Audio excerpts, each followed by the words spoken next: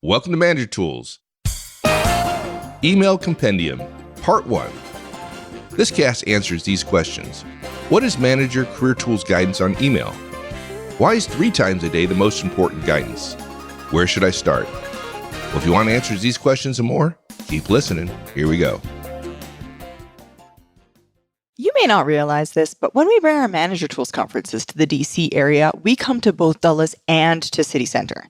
If you work and or live not out near Dulles, rather, in the heart of it all, we conveniently come to you. June 4th and 5th, we'll be at the Embassy Suites by Hilton Crystal City National Airport with our Effective Manager and Effective Communicator conferences. Register today at manager-tools.com/training. We hope to see you all there. So, Mark, why after all this time are we doing podcasts called Email Compendium of all things? We have 20 podcasts as of this recording that are about email. And we know we have over 1,000 podcasts. And we can't believe that as important as email is to all of us every day at work, that there are people out there that aren't able to listen to all of our guidance because there are too many and there are too many casts and so on. So we thought we'd put it all together. This is a first for us, but we have some new insights as well.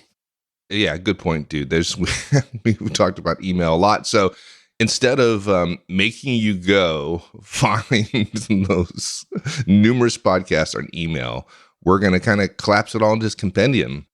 If you're smart, you'll go listen to them anyways because, well, we're fun to listen to and we're skimming off the top too, dude. Exactly. Yeah. Well, I was going to make it more personal, but yeah, that's true. What you said is true too. Hey, there's another thing. We ought to mention this.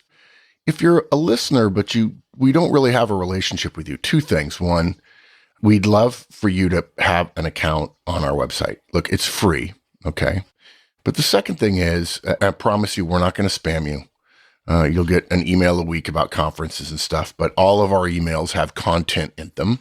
There's an awful lot of content, recommendations, suggestions we've learned about and we use and we know are widely used that don't make it into podcasts because they're only a single item and they're unrelated to the podcast that we're writing. And if you do, that will make it easier for you to use our website. But one of the parts of our website is the map of the universe. It is widely loved by those people who are at our website frequently. You'll be able to see a logo for Map of the Universe on our homepage. Click it. It will take you to a page that breaks down the categories of all the podcasts we have ever done. There's Hall of Fame casts and podcasts on the Trinity, and then we break down the Trinity on one-on-ones and feedback and coaching and delegation, and then rolling out the Trinity. And if you drill down about 3 layers, you'll find the email category of the Map of the Universe. And I think it's in communications and then technology. And we've got 20 casts there. And one of the great things about the MOU is right at the top of this graphical sort of spidery-like thing is the ability to search. And if you type in email in the search box, it will show you all of our casts about email highlighted. What's more, an email cast might be in 3 or 4 different categories because we know not everybody categorizes the same way. The 2 pages I use most frequently on Manager Tools website, and I know I'm not an average user, but for me, the way the site is organized, the 2 things that I use all the time are Map of the Universe and the list of casts. There's a page on our website that lists every single cast we've ever done. And then if you know a word in the title, you can search for that title word using Command F. I'm just going to make it even worse, and we're going to make this a podcast about the Map of the Universe. One thing we added recently, a couple, 2 or 3 or 4 months ago, that many people probably are not aware of. If you go to the Map of the Universe, and let's say that you have a peer of yours that you'd like to, and they've asked you for guidance on management around a particular topic.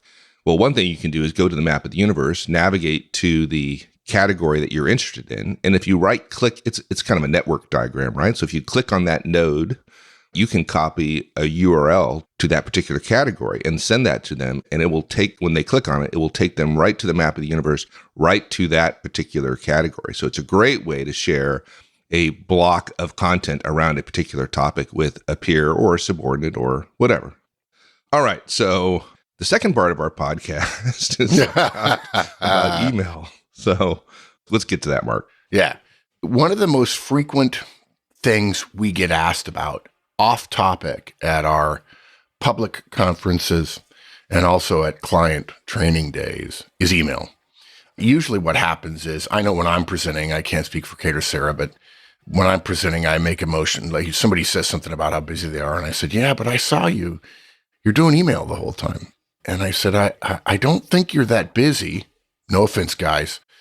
I just think you're really inefficient, and email is a huge drain on your time. And so then we get into a discussion, and it goes in the parking lot. In the last part of our day, we end up talking about email about half the time. Like we said earlier, we have 20 or 30 podcasts about email, and it's hard to find. So the whole point of this is to make it easy for you. And we have basically 6 big recommendations here. And I've read all the email podcasts recently and asked Wendy to put all this together in a coherent way. And so we're going to take it in a series of steps. The first one is scheduling time for email. Literally, as busy as you are doing email now, as much time as you spend on it, you've got to accept that email is a drain on your time. A huge part of your calendar is scheduling time for things that are priorities. And priorities are not what you say you want to do. Priorities are not what your boss says are your goals. Maybe they should be, but they're not. Your priorities are always inferable from what you do. And email is now a priority, but it's a pernicious priority. And so there's some guidance we have about narrowing its impact on your miserable professional life. Okay, so we're going to schedule time for email. We're also going to talk about how to do email, what actually is involved in actioning email. How do you actually go through it? The classic example I do is people, and this is exacerbated, Mike, you and I have talked about this from mobile devices, is I see people scrolling through email. And it usually tells me that they're looking at their email in chronological order. And the first one is the latest one. And it's just a really bad, it's a waste of time. We're going to talk about email related to relationships, and then also what to use email for and not to use email for. We're also going to talk about deliverables, how deliverables and email get together. And then we're going to talk a little bit about how to write emails. There's handling emails, there's processing emails, and then you also have to write them. And so there's some good tips we have for writing as well.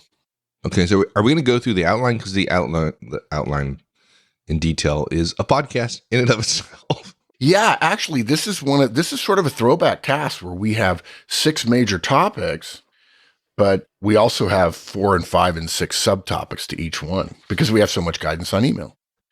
I said to somebody recently, I said, we've got tons of guidance on this. And it just showed me how people interact with our website because guy says, oh, I didn't know that. Then I realized he's only been listening for a couple of years. He doesn't listen to Career Tools, which is our other cast. We tend to put email casts in. And folks, if you don't know, we have 2 podcasts, Manager Tools and Career Tools.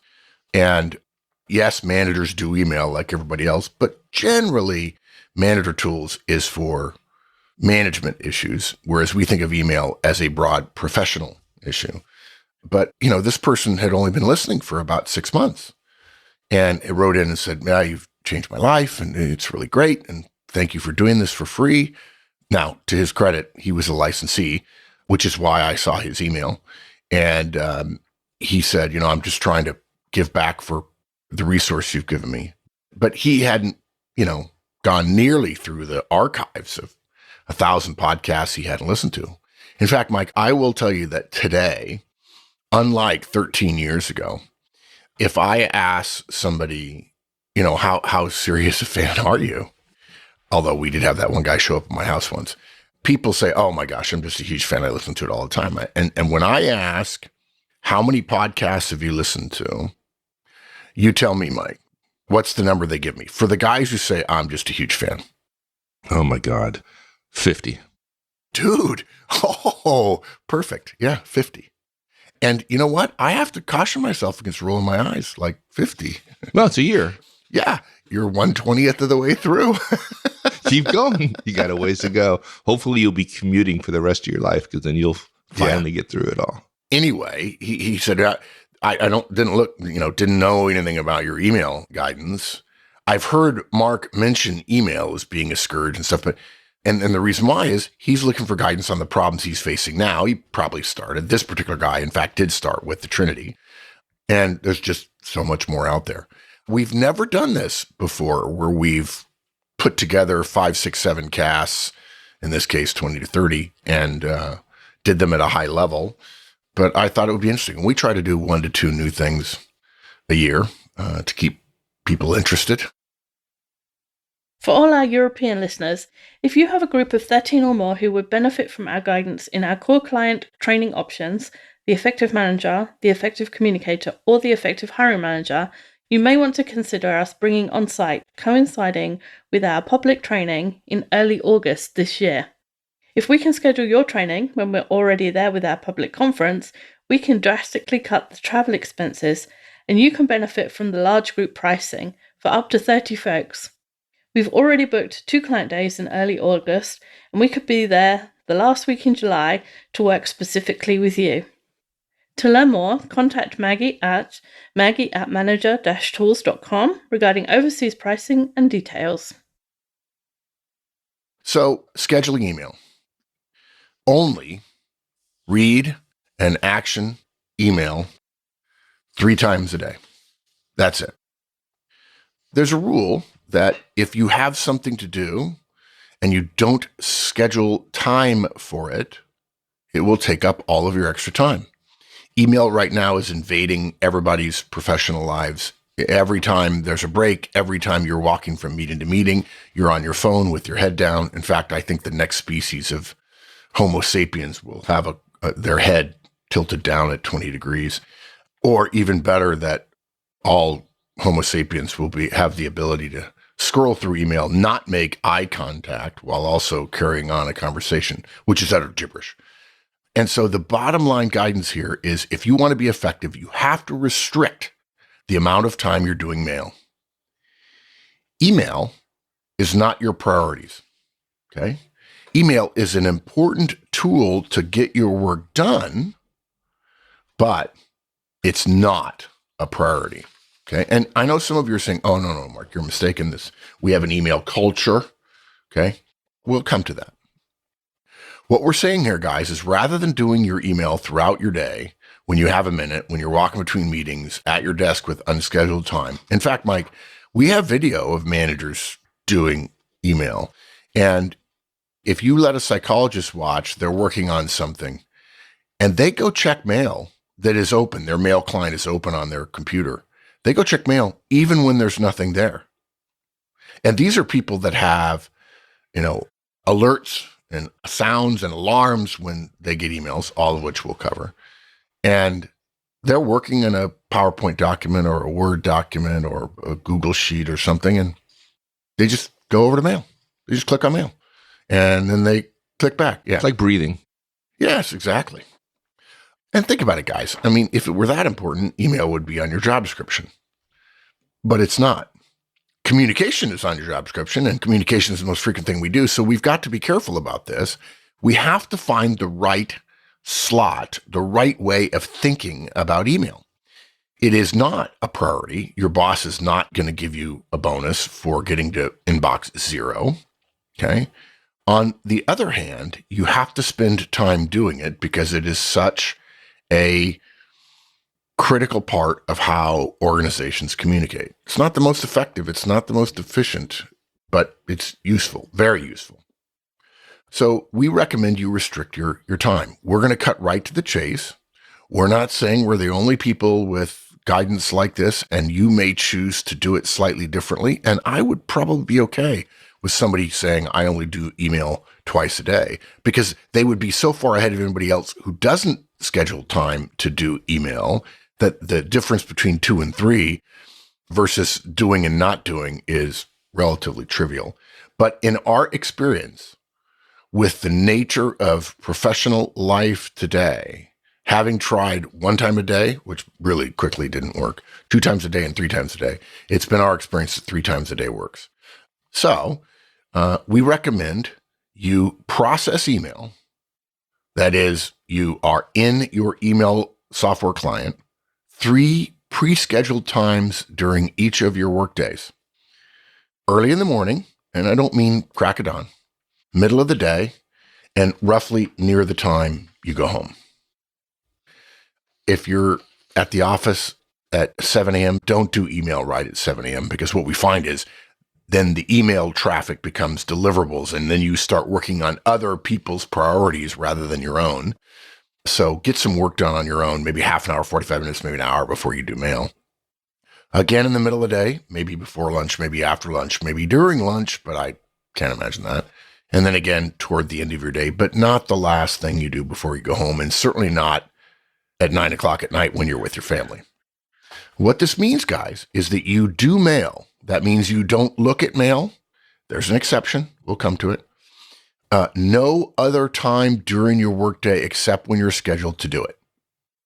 If you're not in one of those scheduled times, and by scheduled times, we mean it is on your calendar, and there may be some political or optical concerns regarding putting it on your primary calendar, so we hope you have the ability to have a secondary calendar, or lacking that, an alarm on your phone, a reminder that you have what I think of as a soft calendar appointment, meaning I have to do something at a certain time, but it doesn't need to take up a whole lot of time on my calendar, or I don't have the ability, because of the corporate system I use, to do a separate calendar that only I will share, that's not shared with everybody else. It would not be a good idea if you're thinking, oh, I'll just make this private, because that item will show as private on your calendar, and that's not smart.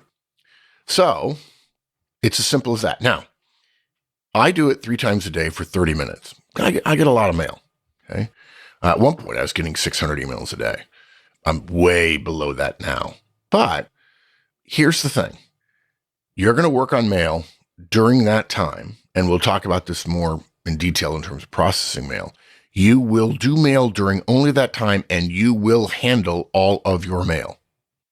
Impossible, I say. Impossible. Yeah. Well, I used to get 100 emails every morning. Every morning. Some of it's time zones, right? And here's the big difference that people don't understand. And I'll use an analogy. If I tell you you've got 2 minutes to do something, it has to be done in 2 minutes or you fail. Even if your brain says this is going to take 5 minutes, you will attempt to come up with some useful rule of thumb or algorithm or cheat or something in order to get something accomplished in the 2 minutes. If I give you 4 minutes to do something, it will take 5, and it always takes you 5, you'll actually become pretty creative to get done in 4 minutes. Okay? But if you don't schedule any time for anything that takes up a significant portion of your time, it literally is like pouring water on the floor in your kitchen. You know, we have water in our kitchens all the time. Sometimes they're in the faucet and not coming out. Other times we have 3 or 4 glasses of water. That's an enormously different state of affairs in your kitchen than taking those 4 bottles of water and pouring them on the floor. Same amount of water, same kitchen. To the outside world, that kitchen is no different than it was before, but the entropy is incredibly increased, and now we have a time issue. Well, it's like getting ready to go on vacation. You have to get through all your mail before you go on vacation, and it's amazing. It's amazing. You get through all of it. Yeah, and you may not believe you can get through 100 emails in 30 minutes, but I've been doing it for 10 or 15 years now. And the reason why is people have accepted, no offense, guys, we lived this way too for a long time until we learned a better way. They have accepted that mail happens all the time. But in fact, the vast majority of mail you get is not urgent. We'll cover exceptions in a minute. And the rest of it can be handled, processed in a short period of time. Something else too. Because you'll be doing it all at once, you'll get better at mail. You won't be handling it when you're between 2 things and thinking about the last thing and getting ready to think about the next thing. And you'll become much more efficient. In fact, you'll become somewhat of an assassin. And if you're a nice person, you won't lord it over other people. If you're me, you'll tell everybody, yeah, you're an idiot. You're doing mail wrong. Okay, 3 times a day. Okay. Now, this is a compendium, guys, so I could spend a whole lot of time talking about this. I'm just going to mention a couple of things at high level that'll help you do that. Again, 3 times a day. You're going to empty your inbox every session. You're going to have inbox zero. If you just Google that, you'll find a lot of people saying the very same guidance. Set up your email client to only retrieve mail manually. In other words, if you open your computer and mail is running, but mail hasn't pinged the server to get the mail, it won't look like you have any mail. Then when you start your email session, ping the server and grab all your mail. And last thing I'll mention, we're going to talk about your scheduled pushback, but you have our word that unless your boss tells you to stop because he's a jerk, and that's actually true, you will not get pushback beyond minimal. It's just not that big a deal. Thanks, everyone. That's it. We'll see you next week, and we'll continue our email guidance then. So long.